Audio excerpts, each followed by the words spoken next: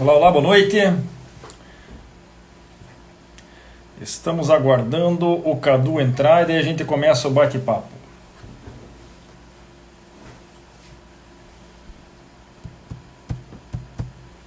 Cadu entrou, agora só falta aparecer aí.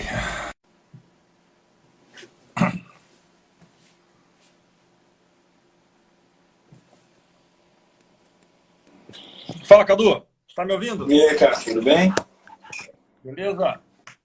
Tudo bom? Tá ouvindo direitinho aí? Perfeito, tranquilo. Tá em casa ou tá no Ótimo. escritório? Tô em casa, tô em casa. Então tá bom. Então, vamos lá, né? Vamos bater um papo sobre essa audiência virtual. Você ficou assistindo hoje a pauta? Eu tentei assistir umas audiências hoje, né? Porque eu até entrei, conversei com a Camila lá, que era assistente da audiência, ela me explicou algumas coisas, muito bom. Tenho conversado, inclusive, com alguns colegas também, que têm recepcionado muito bem, assim, pelo menos nesse começo, essas audiências virtuais, né? A sensibilidade dos juízes com a dificuldade de todo mundo, com a novidade. Então, é uma coisa que veio praticamente para a gente testar nesse momento, né? Eu acho que primeiro que dá um medo muito grande do desconhecido, do que vai ser, como é que vão ser as provas. A gente tem que conhecer antes de ter aquele preconceito. Ah, não gosto. Eu acho a primeira coisa errada é perguntar se é a favor ou não da videoconferência para audiência. Eu acho que a pergunta deve ser dividida pelo menos em dois prazos, a curto prazo e a longo prazo. Então, a primeira pergunta é: durante a crise, em que há uma impossibilidade de realizar audiências presenciais, é melhor fazer audiência virtual ainda que daquele jeito do que o processo ficar parado?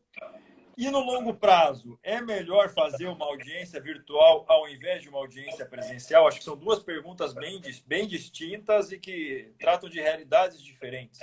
Então, a gente está vivendo uma situação de ter que se renovar com uma certa pressa, com uma certa correria, e ninguém sabe como é que vai funcionar. A gente tem um ato por semana saindo do CNJ, saindo do CSJT, saindo do TRT, e acho que é importante nós, que exercemos a jurisdição no primeiro grau, advogados, juízes, começarem esse debate para que a coisa não venha lá de cima impondo, ó, vai ser assim ou vai ser assado.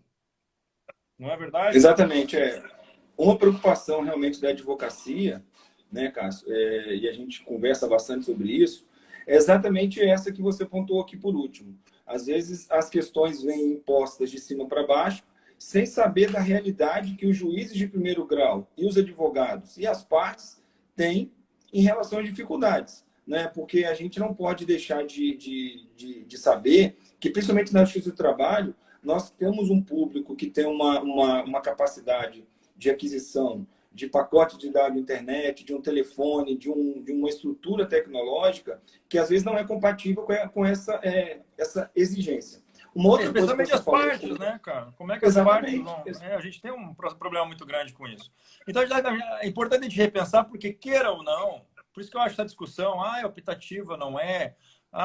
O juiz pode mandar, não pode. Eu acho que isso, a longo prazo, é altamente relevante, porque queiramos ou não, assim que acabar essa pandemia, muita coisa dessa audiência virtual vai ficar. É como qualquer avanço tecnológico que aconteça. Então, a gente tem que estar preparado para estabelecer pelo menos um caminho de segurança para a gente. Para não vir a coisa lá de cima, que nem o CNJ sugeriu um aplicativo da Cisco para fazer audiência. Por sorte, o nosso tribunal, já muito bem aparelhado com o contrato da Microsoft para todos os softwares, e-mail, tal, já tinha o Teams para reuniões que a gente fazia. Então, ele serviu bem, ele é muito melhor e muito mais seguro que a Cisco. Então, essa coisa de vir tudo lá de cima e vai ter que ser assim e pronto, é uma coisa perigosíssima para a nossa realidade atual aqui, né? Você vê, por exemplo, eu me parece muito legal ter audiência virtual naquele interiorzão que é difícil você se deslocar para a vara. Entretanto, eles não têm tecnologia de internet rápida para isso. Tá me ouvindo? Tá travando aqui tua Exatamente. cara aqui. Exatamente. Além tá travando, tá travando um pouquinho.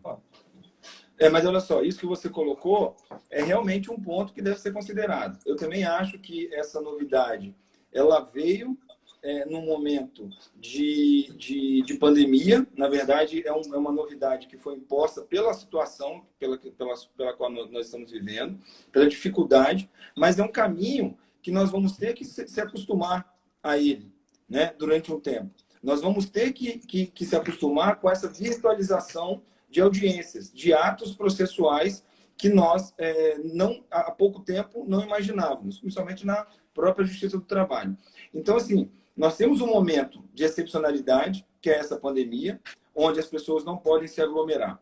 E depois nós temos que pensar como isso vai ser feito quando puder haver essa aglomeração. Então, assim, preocupações. Eu acho que a primeira preocupação que todos estamos tendo é em relação à estrutura.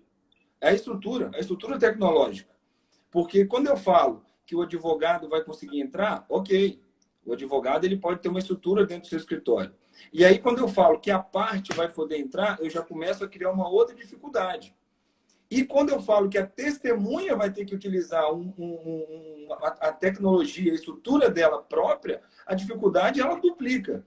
Porque eu dependo da boa vontade da testemunha e muitas não se sentem à vontade, nem muito menos de utilizar o seu pacote de dados para fazer uma transmissão. Vamos discutir testemunho daqui a pouco. Eu acho que segue uma tergiversação muito grande ali, até mesmo sobre a contaminação da prova, ou seja, uma troca de uma contaminação por outra. A questão é muito profunda sobre isso. Vamos começar. Eu acho, primeiro, eu quero agradecer às pessoas que eu vi aqui. Já vi a Germana aqui, que legal que ela está aqui. O Eduardo, que é um amigo advogado lá de Maringá, está aqui também. Eu vou sugerir para as pessoas que estão assistindo, até para a gente ter um diálogo bom, ninguém aqui tem resposta de nada. Falarem alguns pontos positivos e negativos que vocês veem com essa audiência virtual, e a gente vai comentando sobre isso durante a live, beleza? Doutora Maria Madalena vai falar que é contra. Vamos lá. Bom, deixa eu só apresentar um pouquinho a filosofia do Microsoft Teams. Acho que muito poucos advogados já tiveram acesso a ele. Nós mesmos tivemos acesso há 2 semanas atrás. Esse aplicativo da Microsoft ele é muito prático, muito seguro. Parece o Zoom, esse Zoom que todo mundo usa aí, com algumas vantagens de segurança. E o que é legal? O pessoal da TI do tribunal, eles que conseguiram fazer com que o Teams casasse junto com o Audi, com o sistema Audi. Então, ele consegue a própria dinâmica do áudio, de mudar de uma audiência para outra, por exemplo, ele consegue separar toda a gravação dessa audiência que é feita ali para casar com o áudio. Então, funciona muito bem. Algumas melhorias foram feitas pelo próprio TRT, nós conseguimos abrir 9 telas ao mesmo tempo, coisa que o Teams normal só tem 4. Então, ele funciona muito bem. Para o usuário, nós aqui do tribunal, funcionários, juízes, temos uma senha específica, uma licença para usar. Então, a gente baixa o aplicativo no nosso aparelho de casa, no notebook, que seja. E para o advogado, para a parte, para a testemunha, basta acessar pelo navegador. A não ser que seja no celular, pelo celular você precisa baixar o aplicativo Teams. Então, quais são os requisitos para você ter para participar de uma audiência? É basicamente ou ter um computador com Wi-Fi ou ter um smartphone. Tá? Então, em princípio, os requisitos são esses. Os ideais para nós que trabalhamos, fazendo petição, temos que ficar mexendo no processo durante uma audiência, me parece que é o notebook. O notebook é melhor do que o celular para fazer a tela, um notebook que tem uma câmera. Eu até trabalho com pelo menos 2 monitores, acho que isso ajuda bastante, um figurando o processo, outro na ata de audiência e na reunião. Então, é basicamente isso. E o Teams, ele procurou simular uma sala de audiências física, real. Tanto que quando você entra, você vai lá no site do TRT, clica lá qual vara que você tem audiência, é como se você estivesse entrando nessa vara. Quando você clica, você entra no lobby, né, numa sala de espera, e aguarda que a secretária de audiência autorize você a entrar na sala. E quando você entra na sala de audiência, é como se você estivesse lá naquela cadeirinha lá no fundo, esperando, assistindo a audiência. Então, ou seja, ele parte da premissa de que a audiência virtual ela é rigorosamente igual à audiência física. Isso é muito importante saber isso. A ideia do sistema é fazer uma coisa mais próxima possível. Isso é importante na hora da gente interpretar os atos processuais que são feitos ali na audiência. A ideia é simular. Não quer dizer que seja real, tenha seus problemas. Então, é basicamente isso, o sistema. Não tem muito segredo. Eu pedi para eles para colocar um mural lá no site onde você entra na vara. Como que tem aquele mural da sala de espera para alguns avisos e tal? Tem agora lá, a gente pode colocar coisa. E estamos recebendo sugestões. A informática está trabalhando para melhorar isso. Ainda existem alguns probleminhas ali. Eu não posso escolher, por exemplo, qual câmera que está, qual tela que está em evidência. É quem fala que vai para evidência. Eu preferia ter o controle disso para escolher a testemunha que eu quero ouvir, se eu for ouvir, ou a parte que está falando. Mas, enfim, são coisas que a gente vai melhorando. Então, o sistema é muito simples de mexer, muito fácil. Não precisa ter um hardware todo moderno, sofisticado para isso. Basicamente, se você consegue assistir uma live da Sandy Júnior, você consegue entrar numa videoconferência.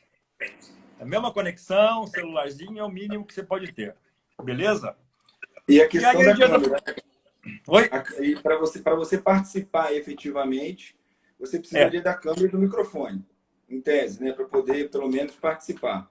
Microfone e uma câmera. Uma coisa importante sobre esses dois. A audiência é pública. Então, qualquer pessoa pode assistir. Entretanto, da mesma forma que é pública, usando os próprios dispositivos constitucionais, é vedado o anonimato. Então, é importante que a pessoa, quando entre na sala, ela ligue a câmera. Especialmente, e a nossa grande preocupação é nas audiências de instrução. Né? Exatamente para evitar que a pessoa... Você não sabe quem é a pessoa que está lá segurando, pode estar... Enfim, então, do outro lado, para manter um padrão auditivo lá, a pessoa, é importante que ela desligue o microfone. Ela tem um botãozinho lá, ligar e desligar o microfone, para não atrapalhar e para a gente não ficar ouvindo. Esses dias tinha um advogado lá que deixou ligado, ficar ouvindo ele conversando com outro advogado sobre outro processo. Então, desliga o áudiozinho. Eu tenho que cuidar aqui para desligar também. Quando não for falar, e quando for falar, liga.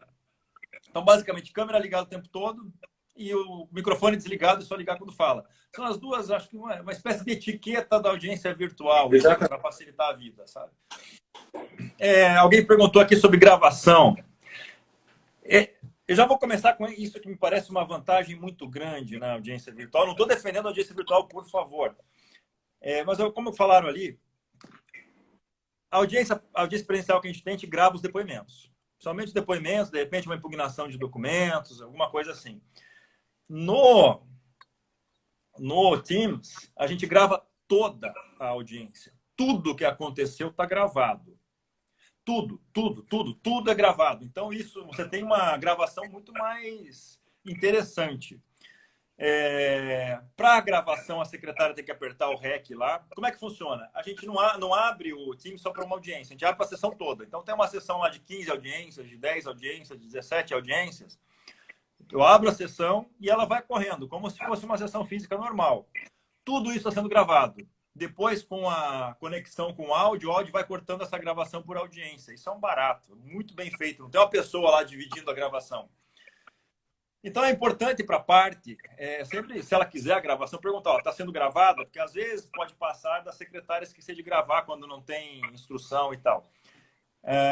E aí, aquelas audiências que não teve o depoimento, pode ser retirado, pode acabar o arquivo, pelo menos a regulamentação que deram até agora. Então, é importante para o advogado saber que está tudo gravado e se ele quiser a gravação dessa audiência, até para impugnar a ata depois, fala, gostaria que mantivesse a gravação que eu quero pegar depois o arquivo.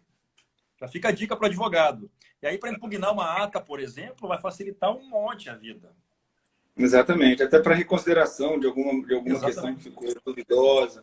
Agora, sim, algumas questões de ordem prática, eu acho que o que mais complica e o que mais assusta no momento, a advocacia, principalmente, são essas questões de ordem prática.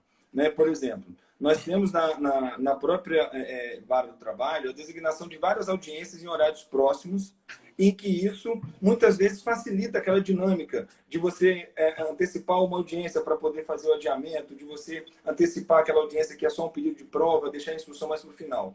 Então, isso eu não sei como é que a gente vai fazer com essas audiências virtuais, se é possível fazer isso, essa antecipação e essa inversão de pauta. Mesma coisa. E aí tem uma coisa interessante que o advogado pode falar pelo chat. Ao invés de atrapalhar alguém falando, manda um chat, eu estou aqui vendo.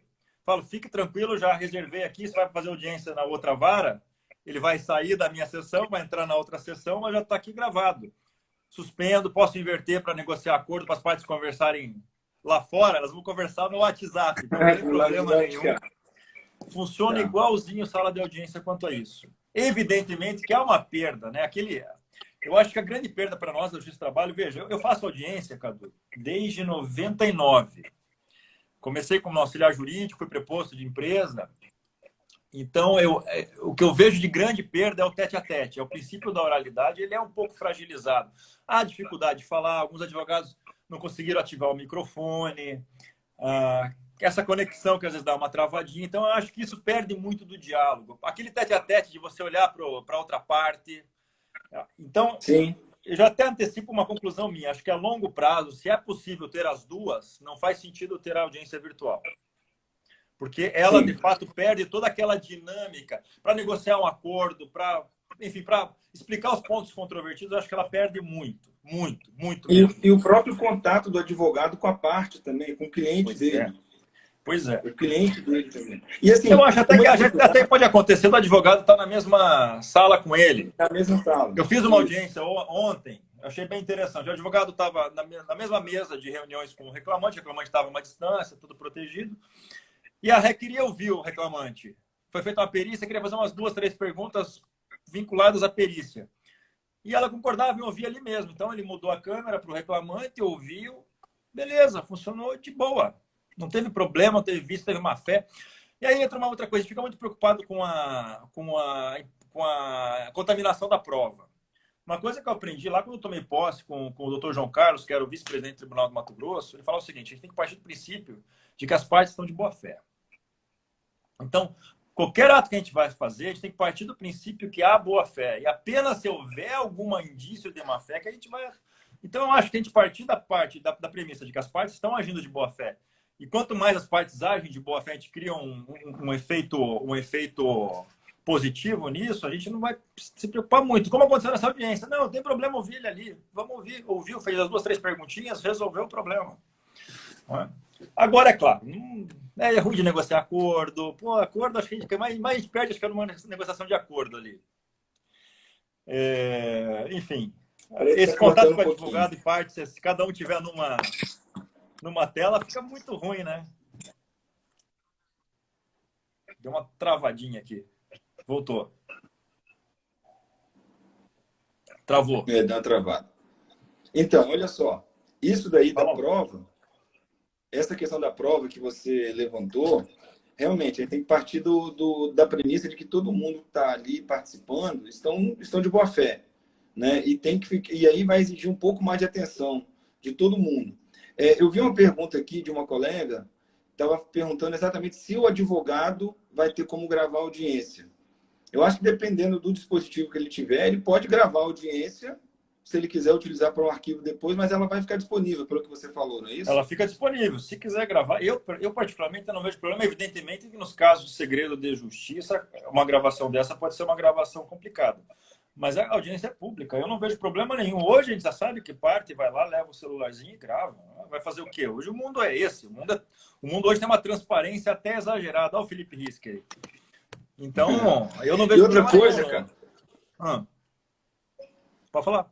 Uma outra coisa na dinâmica da audiência aqui, que também chegou, que eu acho que é aquela questão de você esperar. Né? A gente sabe que as audiências, muitas vezes, ela está designada para um horário, ela começa no horário, mas ela atrasa porque está sendo ouvido, está sendo tomada alguma providência lá. Como é que a parte que está esperando uma audiência, por exemplo, a minha audiência estava marcada para as 14 horas, mas ainda está acontecendo a audiência de 1h30. Eu teria que ficar, quando deu 2 horas, eu teria que ficar conectado esperando a aceitação? Como é que a gente vai procedimentalizar isso? Bom, a vantagem é que você está esperando no seu escritório e não lá na sala, né? Funciona igual. Inclusive, a gente criou um procedimento aí, Camila, que é a secretária, dela fazer um pregão oral. Que ela bota no chat, a audiência tal está começando. É isso que divide uma audiência de outra na sessão. Mas ela está chamando oralmente também, para a parte ficar atenta. Mas então a parte teria que ficar conectada, esperando a audiência começar. Ou pelo menos algumas das partes e tal. Uma coisa que eu já pleitei para o tribunal, eu acho interessante, talvez não para agora, por uma falta de orçamento, é que os juízes tenham um aparelho de telefone com WhatsApp, pelo menos um chip com WhatsApp próprio, que eu possa acessar pelos notebook, pelo menos. A partir desse telefone, eu posso entrar em contato direto com os advogados que estão cadastrados. Aí, por exemplo, o advogado não tem uma audiência, eu já mando uma mensagem ali, ó. Tá tendo uma audiência agora, entra aí, entendeu? Pro celular dessa pessoa. Acho que isso facilita. Porque agora mais do que nunca, a citação, o diálogo por forma virtual vai acontecer. Eu tive até um problema agora em que, para citar empresas de fora do estado, não tem oficial de justiça de plantão, porque tem que ser carta precatória, e nós não estamos expedindo carta para o correio não está indo lá buscar e não tem quem faça. Eu consegui algumas citações por telefone lá para a sede da empresa em São Paulo, no Rio de Janeiro, sem problema. Então, se a gente tivesse um contato direto com um telefone da vara, por exemplo, para WhatsApp, para mensagem, ajudaria bastante. Acho que ajuda mesmo. Até mesmo para processo físico, ter esse contato mais próximo com os advogados seria fundamental. Esse negócio desse do oficial de justiça ir lá, intimar, todos esses meios telemáticos de hoje, eu acho que... Né? Olha o Bruno falando do Teams. O Bruno é um advogado especialista em tecnologia. Que bom que ele está assistindo a gente aqui. Uma coisa ele corrige a gente. Então, ó, primeiro ponto que a gente tem... acho que o primeiro ponto que a gente tem aqui que a gente vai começar devagar é a necessidade das partes em audiência. Você tinha comentado comigo outro dia. O que você acha? Você acha que precisa das partes, por exemplo, uma audiência inaugural? Desculpa, não entendi. Repete. Cortou um pouco. Primeiro ponto é a necessidade da presença das partes em audiência. Você acha que nós temos a necessidade das partes, na primeira audiência, pelo menos? Pois é, eu até estava pensando nisso. É para a gente repensar o papel das partes nessa audiência virtual. Né? Na verdade, repensar o papel na ausência dessas partes. Porque a gente sempre discutia que a parte era necessária lá para poder fazer a tentativa de conciliação. Bem ou mal, você negocia, foi aquele tete-a-tete que você mencionou. Não tem dúvida. É muito mais fácil eu negociar presencialmente do que de qualquer outra forma. Então... Oi? Tô ouvindo. Deu uma cortada. Então, olha só. Como é que a gente vai fazer essa negociação online, numa audiência, ou até mesmo fora da audiência? Né? Porque, assim... Com essa virtualização, eu acho até que esses movimentos de conciliação, eles têm que ser antecipados. Eles vão ser muito mais antecipados. Porque aí vai realmente já chegar, eu acho que uma coisa muito mais encaminhada, porque muitas vezes, bem ou mal, o advogado deixa para o acordo ser conduzido pelo juiz, porque o juiz, na hora da audiência, ele tem um poder maior de persuasão. Ele consegue convencer mais as partes. E muitas vezes a parte não quer fazer o acordo sem antes ouvir o que o juiz tem a dizer. Não porque não confia no seu advogado, mas porque ela quer saber o que o juiz pensa sobre aquele assunto, qual que é o feeling, né, da parte. Então, muitas vezes a parte vai para lá, para uma audiência presencial, sem vontade de negociar. Mas no meio da audiência, na mesa, na presença do juiz, ela se convence de que o acordo é a melhor forma. Eu não sei se essa persuasão ela vai ser da mesma forma por meio dessa audiência virtual. Então, eu acredito que essas questões de conciliação, elas devem ser tratadas de forma prévia para justamente chegar na audiência virtual e já ter uma coisa mais encaminhada. Agora, qual vai ser o efeito prático para a ausência da parte nessa audiência virtual? Vai ser arquivado o processo? Vai ser aplicada a pena de revelia? Vai ser aplicada a confissão? Né? Então, assim, eu acho que é uma questão para se repensar. Agora, para esse momento de crise, veja, a gente não pode deixar os processos parados. Não tem como, né? Daqui a pouco vai ter advogado aqui sem receber. Então, a gente precisa dar um andamento nesse processo, até porque depois dessa crise vai chover reclamação desses acordos de suspensão, de redução de jornada. Então, a Justiça do Trabalho ela vai ficar extremamente cheia, travada. Pela resolução, a gente está determinando, isso por despacho, não tem nada a ver com audiência isso, que a ré apresente defesa num prazo. Então, me parece que numa audiência, uma primeira audiência, não tem o porquê de dar um arquivamento se o reclamante não conectou. Recebe a defesa, se manifesta e vai ter, talvez, uma confissão lá no momento de provas orais. Né? E aí que a gente vai decidir se vai ter prova oral virtual, que me parece um tanto complicado. Acho que só as partes concordando, e aí a gente vai ver caso a caso, a gente faz a prova oral dessas partes. Se não, a gente aguarda. A doutora Elisa até perguntou aqui sobre a questão de depoimento da testemunha no escritório do patrono. como demonstrar eventual influência. Eu acho que esse aqui é um dos pontos mais sensíveis Vamos chegar na de testemunha. prova. Então, mas acho que antes disso, a gente pode tocar o processo até a fase de prova oral sem problema nenhum, com ou sem audiência. Melhor ainda com audiência, que as partes podem participar, mostrar, ó, precisamos produzir tal prova, de repente vai para uma perícia antes. Então, a gente pode eliminar um monte de coisas numa audiência, mesmo sem as partes, recebe defesa, impugna documentos, determina uma perícia, estabelece quais seriam efetivamente os pontos controvertidos, se precisa ou não de uma instrução testemunhal, e daí a gente deixa uma instrução para frente, pelo menos eu penso nisso, vamos deixar marcado uma instrução presencial lá para frente. Acho que o mais importante hoje, se der para deixar, deixar. Se não der para deixar, a gente avalia, e acho que caso a caso, perguntaram ali, a testemunha está lá na sede da empresa, vai ser ouvida dali. Eu também acho que isso é um complicador. Mas vamos criar uma sala, tá ali o Bruno falou, uma sala específica lá na vara, mas daí a pessoa tem que se deslocar, não faz sentido num momento de crise, né, como esse. Não é? Então, vamos ver. Por exemplo, hoje aconteceu um fato, nós adiamos uma audiência, mas o advogado falou que teria que ouvir uma testemunha que está morando em Goiânia. Falei, doutor, ela está morando em Goiânia? Tá. Se o senhor não se importa, essa outra parte também não se importa, a gente pode ouvir por videoconferência, não precisa pedir a carta precatória, não sei como é que está funcionando lá. Então, de repente, para uma precatória, eu, por exemplo, não gosto muito de falar, por exemplo, de temeridade na oitiva. Eu não tenho medo de ouvir ela virtualmente. Como eu digo, eu parto do princípio da boa-fé. Entretanto, há uma troca de contaminações. Né? Uma testemunha na frente do juiz não está 100% idônea ali. Ou às vezes ela vai já com depoimento. Bom, eu vou falar um pouco mais da prova testemunhal, já que chegamos nesse ponto. Primeira coisa, minha opinião, pessoal. Testemunha é a pior prova que existe. Ela é a pior prova por dois motivos. Memória. Testemunha é uma prova baseada em memória. Memória humana. A memória humana é uma prova que é falha. Quanto mais passa o tempo, mais ela esquece. E pior do que isso, é só lembrar, por exemplo, você sabe exatamente qual foi o seu jantar de casamento quando você fez 5 anos de casamento, mas não sabe o que almoçou ontem. A memória tende a marcar os fatos relevantes e não os fatos rotineiros. E quando a gente ouve uma testemunha, a gente quer saber exatamente da rotina. Aí você pergunta lá, qual é a sua idade, qual é o seu horário médio de saída da empresa? Ah, doutor, já cheguei a sair 22 horas. Eu não quero saber se um dia ela saiu 22 horas, eu quero saber em média, saía 7, 8, né? Então, há uma falha na prova testemunhal de qualquer forma.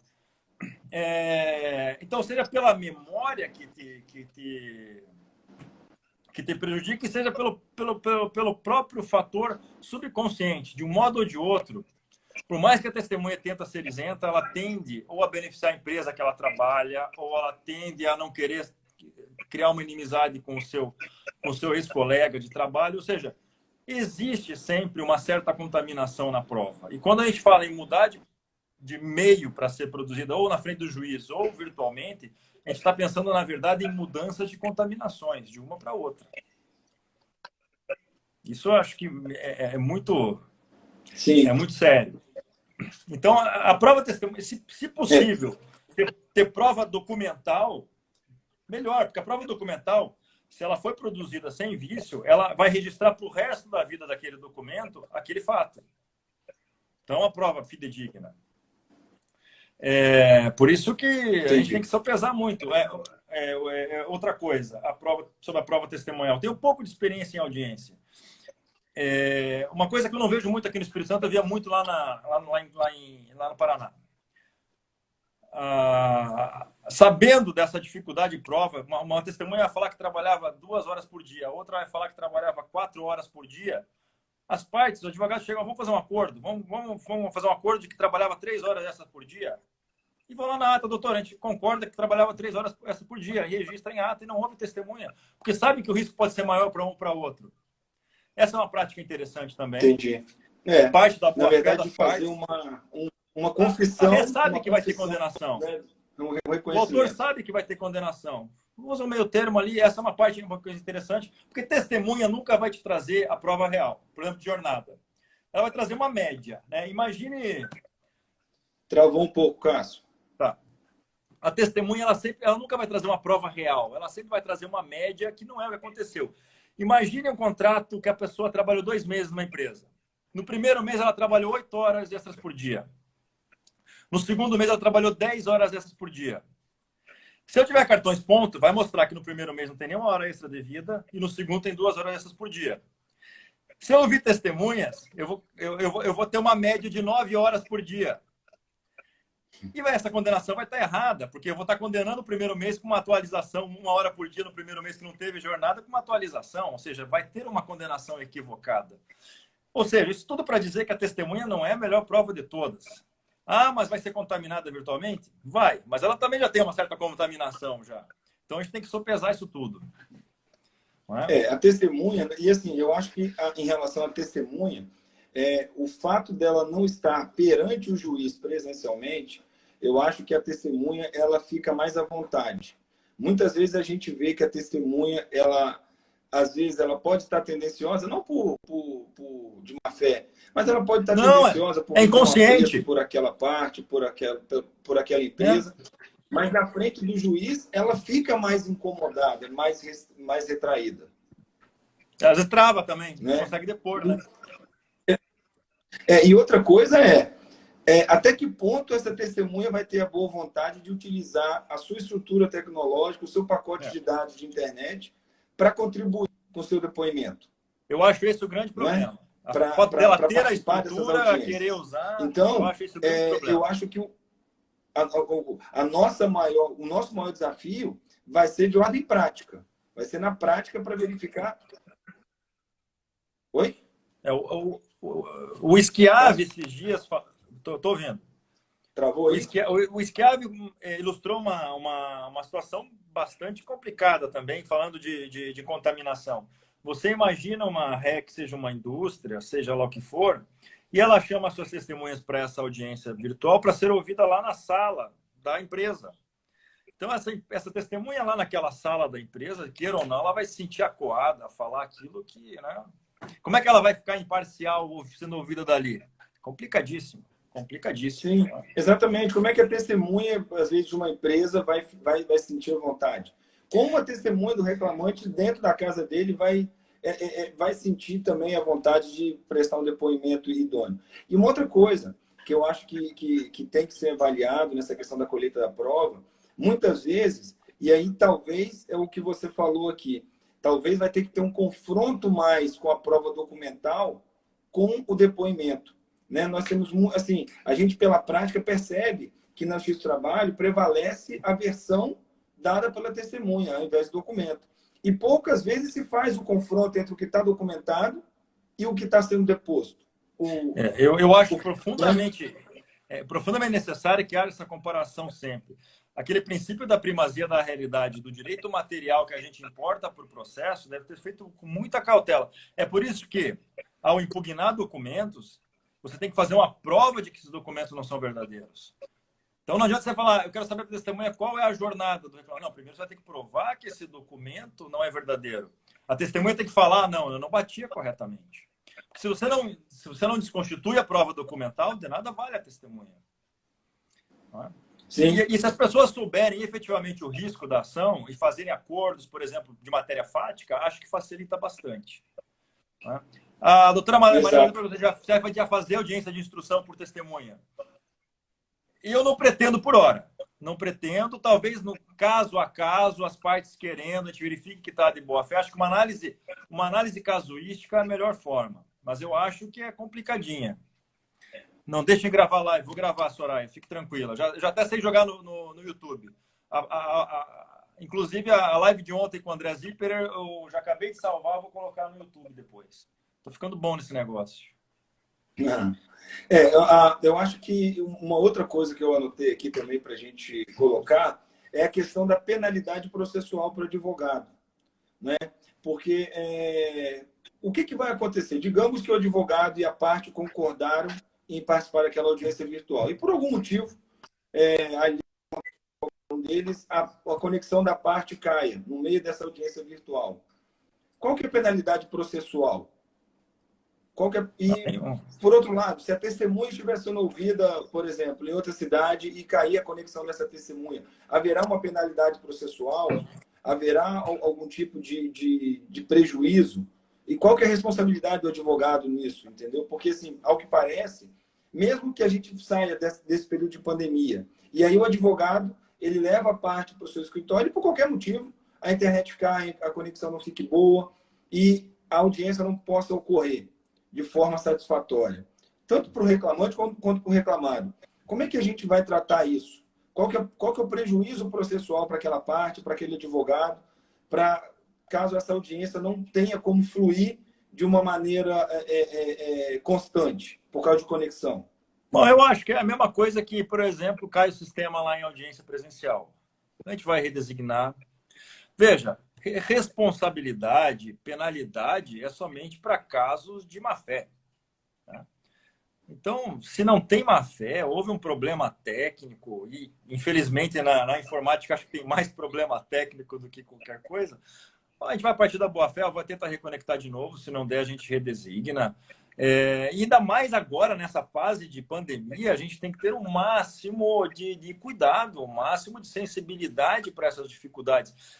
Como disse lá o Zíper ontem, nós estamos trocando pneu com o carro andando. Não adianta eu falar, não, se você trocar errado, não dá, né? Então, é importante que as partes, eu acho que as partes que eu falo são juízes, advogados, a gente não tenha aquele preconceito de ficar negando de cara. Eu estou fazendo as audiências para a gente conhecer o sistema, só estou tomando decisões quando as partes não estão, que aquelas decisões que eu poderia tomar por despacho. Ou seja, eu estou usando que é o a saneamento. audiência. Eu estou dando audiência para dar um encaminhamento, para poder despachar, né? E, em hipótese alguma, suprir direito de ampla defesa das partes. Entretanto, aqui a gente pode ter um conflito, se a gente ficar, eu discordo da audiência virtual, só isso, a pessoa fala. Aí você tem também o princípio da duração razoável do processo, que também é um princípio constitucional e tem o mesmo peso da ampla defesa. Então, nós temos que conjugar esses dois. E esse é um trabalho muito difícil e depende da cooperação de todo mundo. Não de briga, de conflito. Às vezes você fica um conflito, mas é o juiz que decide ou é o advogado. Isso aí não importa. O que importa é a gente trabalhar de forma cooperativa. E que todos tenham a sensibilidade para isso, né? Exatamente. E assim, eu acho que a advocacia tem que ter uma sensibilidade de que é uma prática que, a meu ver, pode não ser definitiva agora, mas tudo caminha, né, nos próximos anos para que mais e mais audiências sejam feitas de forma virtual. Então, assim, a gente tem que se preparar para isso. Isso já é uma realidade em alguns casos no penal. Eu mesmo já fiz uma audiência, uma oitiva de um cliente que estava fora na primeira vara, acho que com você mesmo, que ele tinha mudado para Portugal no curso do processo. Foi do seu escritório. Com videoconferência. Então, assim, é uma prática que ela tá caminhando, deu uma acelerada por causa da pandemia. Hoje mesmo, quantas vezes você já não faz reuniões online com clientes que exigiam sempre a sua presença, né? Aquela reunião presencial. Então, assim, é uma prática que veio para ficar. Eu acho que tanto a magistratura, como o MP, como a advocacia, eles têm que se preparar para que essa prática seja mais corriqueira. E aí a gente tem que enfrentar esse desafio juntos. E eu acho que o que você colocou logo no começo aqui da nossa conversa é que nós temos que levantar essas questões importantes, porque nós vivenciamos isso e temos que passar isso para o CNJ, para os órgãos que impõem essas regras. Tem que partir do primeiro grau, porque senão vai vir lá de cima de gente que não faz audiência há 20 anos. E aí que não tem contato que não sofre. Como acontece com muitas coisas.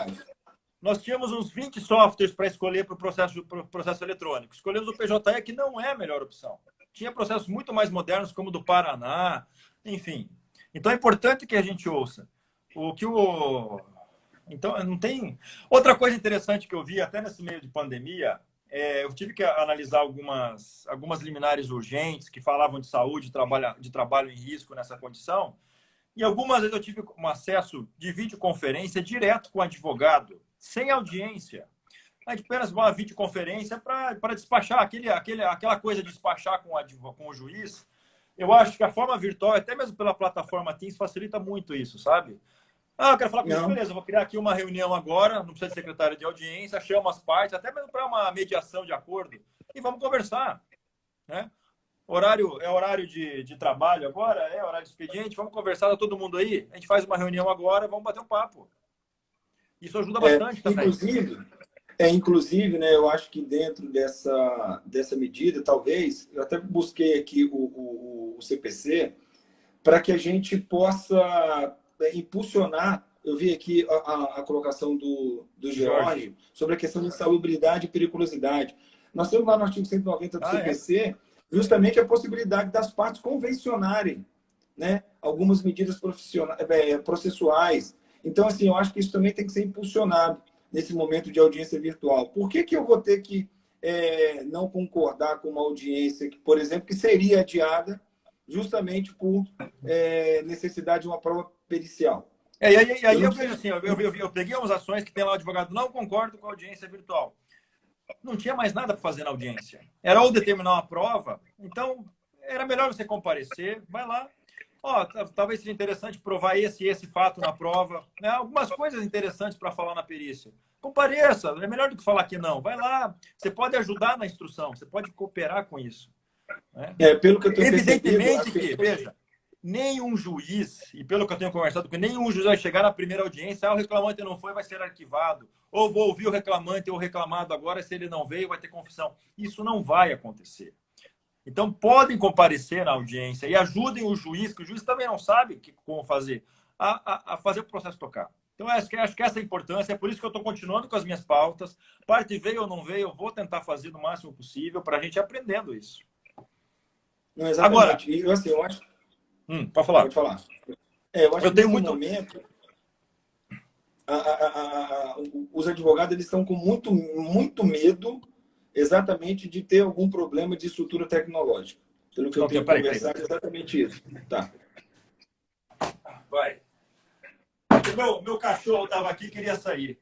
Fui lá abrir a porta para ele. Ainda bem que o meu está dormindo. Não, o meu fica aqui um tempo já. Então, eu acho que o problema tecnológico é um negócio sério. Nós temos tecnologia suficiente hoje, temos. Mas, veja, o equipamento que a gente tem para PJE também nós tivemos que dar uma renovada, né? Acho que as pais têm que começar a pensar em ter um equipamento bom. Não precisa ser excelente, nada de excelente. Acho que, ao invés de contratar um estagiário para ir lá ver o processo, você contrata um técnico de informática. Até esses dias eu vi um juiz num grupo nacional divulgando o serviço de uma pessoa que faz instalação, te explica como é que faz o processo virtual, vai lá no teu escritório e faz todo o serviço. No grupo de professores. Achei interessante. O cara tá pegando um nicho de mercado bom ali. Não é nada de muito diferente do que a gente tem. O advogado precisa de um computador, precisa de uma internet. Não tem como trabalhar sem. Não adianta. Mas o advogado... A gente está desde 2012 com o PJE. Então, não dá para falar que não tem um computador e uma internet. Né? Agora, aqui a gente vai ter problema com as partes testemunhas, acho que é o grande problema. E agora, outra coisa importante. A questão da instrução, que eu acho que é o maior problema, realmente, é o que cria mais receio em todo mundo. Né? Primeiro da prova testemunhal. Na parte da... Eu acho que hoje, depoimentos pessoais, eu acho que ele é menos problemático. A advocacia que investir em informática, ela vai sair ganhando não só pela audiência virtual, mas hoje nós temos sistemas de análise de risco de pedidos com inteligência artificial que auxiliam em monte a produção, fazem o advogado ganhar muito tempo e saber exatamente qual tipo de ação que ele vai pedir, vai ganhar ou não vai ganhar. Ou seja, essa profissionalização de Big Data para o advogado é fundamental. Então, não adianta falar, mas eu tenho lá meu computador. Acho que a gente pode pensar mais à frente. Como que eu posso ser um melhor profissional? Acho que é importante, né? Sim, é tudo uma questão de evolução. O Bruno pode dar conselho para todo mundo. Ele manja mais que a gente disso. Eu ainda sou altamente artesão aqui. Eu quase não tenho texto padrão para fazer sentença. Eu escrevo quase todos eles. Mas a gente tem que inovar nisso, não tem jeito. Eu acho realmente assim, eu estou vendo aqui que está tendo muita manifestação em relação exatamente à questão da testemunha. Eu acho que a preocupação maior é em relação à idoneidade daquele depoimento, para evitar contaminação. Hoje acho que não tá... E acho que nem o sistema tem segurança suficiente para isso. Exatamente. E também na questão de como é que essa testemunha vai ser ouvida se ela não estiver, por exemplo, no escritório do advogado, ou na casa da parte, ou na empresa. E como é que ela vai ser ouvida, por exemplo, digamos, é aquela questão que nós conversamos aqui. A audiência é marcada para 2 horas. Se a testemunha tiver que ficar lá conectada até dar 3h30, que pode ser o horário que vai começar a audiência, ela não vai ficar. Ela não vai ficar conectada. Aí tem que verificar uma forma daquela testemunha ser comunicada efetivamente quando a audiência vai começar, né? Então, assim, são questões por isso que são desafios. É difícil. Tem muita situação pequena. Por exemplo, como é que eu vou habilitar apenas as telas das partes que vão perguntar? Eu vou ter que tirar a testemunha da sala e deixar ela no lobby. Como é que eu vou fazer isso? Ou seja, alguns acertos técnicos do sistema que ainda nós temos que fazer. Nós não temos ainda capacidade técnica e acho isso um bom argumento para a parte. Até falar para o juiz, não tenho como ouvir testemunha por falta de capacidade técnica do Teams. O Teams ainda não está ideal para ouvir testemunha, não, sabe? Logo Sim. vai estar. Eu acho que vai estar. Uma outra haverá exigência do uso de terno? Não, nem eu uso terno. Eu acho que isso também é uma outra coisa, né? Qual que vai ser o tipo de investimento? Qual que vai ser o dress code aí do pessoal para poder fazer essa audiência virtual? Porque hoje você tem uma exigência de investimento para acessar o prédio, para você participar de audiência. Então, como é que isso vai ser? A gente vai poder, por exemplo, fazer audiência virtual, camisa social, sem gravata, sem terno, sem paletó? Ou essa tradição ainda vai ser mantida? Como é que o advogado vai ter que se comportar se tiver esse tipo de exigência, né? Bom, e uma outra coisa, só para a gente colocar junto com a questão da vestimenta, para a gente tratar também em seguida, que é a questão do advogado correspondente. Depois vamos chegar no correspondente. Queria deixar isso por último. Bom, primeira coisa que eu falo, investimento. Você perguntou a pessoa errada. Eu não vejo necessidade nenhuma de terno. Acho isso incompatível com o clima tropical que a gente tem aqui. É claro, você para o seu cliente, você não vai se vestir de galo, né? De Clube Atlético Mineiro, que é feio. Esse é bom, esse é bom. Você pode usar ou a gravatinha ou a camisa do Flamengo, não tem outro jeito. Mas eu não ligo para isso. Eu acho que não é a roupa que define a competência do profissional. E acho um dress code oficial, formal, um absurdo. Acho isso um total absurdo. Mais ainda nas lives. É claro que a gente já teve alguns exemplos aí de ministros usando camiseta, né? Enfim, Marco Aurélio esses dias apareceu aí sem aquela elegância dele, enfim. Acho isso totalmente desnecessário. O que é importante é só não abusar da coisa, né? Exatamente. Não tem um padrão, pelo menos, né, de algum tipo. O Léo Zachet fez uma pergunta interessante aqui sobre o saneamento. Uma coisa que me preocupa muito no processo que vai sendo tocado pelo juiz, determinar a insalubridade e tudo, é fazer o saneamento sem as partes em conjunto. É por isso que eu gosto muito daquele primeiro contato da audiência inicial. As partes comparecem, os advogados, por exemplo, para fazer esse saneamento. O que precisa ser provado, o que não precisa. A inicial está apta, não está apta, falta uma emenda de repente. Eu acho o saneamento importantíssimo de ser feito com as partes. A gente está tentando fazer um procedimento sem as partes. Eu estou dando opção para as partes. Aprenda a defesa, vem para a audiência. Se a parte não vem, eu vou ter que sanear de algum jeito para o processo não ficar parado. Mas é muito importante que esse trabalho de saneamento seja construído com as partes. Acho que não tem como ser feito de forma contrária. Exatamente, exatamente. Porque, assim, é aquilo que a gente fala, né, Cássio? Na primeira audiência, geralmente, quem vai contribuir por conhecer mais o processo são os advogados e as partes. O juiz está tendo aquele primeiro contato com o processo ali e ele pode ter uma ideia do que está acontecendo, mas quem tem que saber exatamente o que está acontecendo no processo é o advogado. Então, pode ser que o juiz entenda, esse processo aqui é muito parecido com aquele outro. Então, eu vou tomar essa decisão. Mas o advogado, não, mas espera aí, aqui tem essa particularidade. Se o advogado hoje aconteceu isso. Eu fiz uma audiência ontem com uma empresa, uma liquidação de processo coletivo, eu determinei alguma coisa.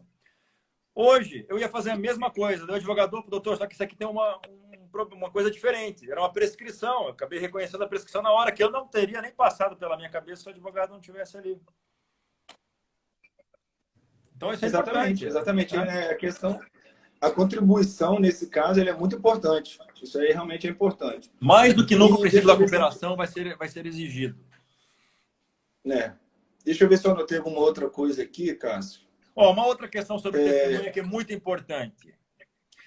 testemunha por carta precatória. Que veja, nós temos que falar das vantagens do processo virtual. A primeira delas, você não sai de casa, você não gasta combustível, você não cria trânsito pesado, você não polui o ambiente, você não perde tempo no deslocamento, naquela coisa toda.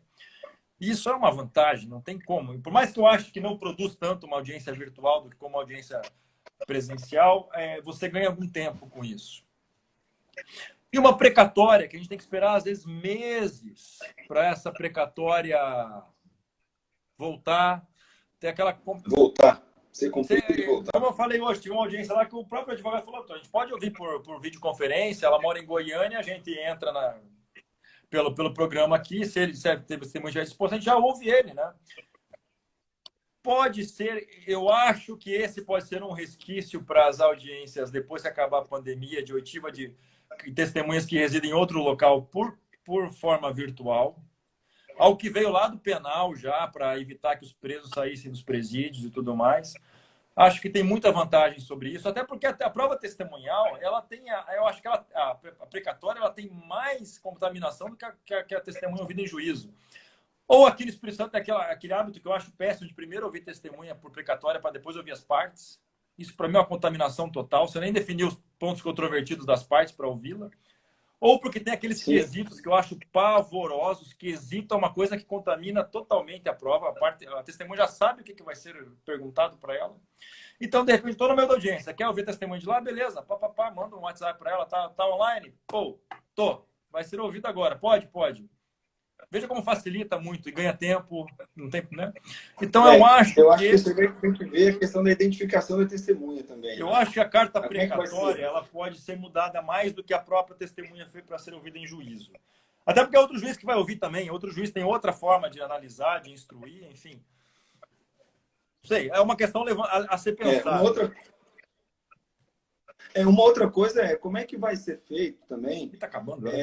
Por exemplo, a testemunha que não quer comparecer, que não quer... A gente sofre muito com isso. Muitas vezes você quer que uma pessoa vá depor, mas ela não vai se não receber uma intimação do juiz. Uhum. E aí, ela, às vezes, não comparece e precisa ser conduzida coercitivamente. Como é que vai ser feita essa questão de condução coercitiva para aquela testemunha que não tem interesse em participar? Boa pergunta. Eu detesto ouvir perguntas de testemunha que não quer depor. Porque... É uma outra questão. E mais, né? Como é que fica a dispensa do trabalho quando ela depondo? Tem muita questão, não faço ideia. Não faço ideia. Exatamente. Ela não precisa mais sair da empresa para poder prestar depoimento.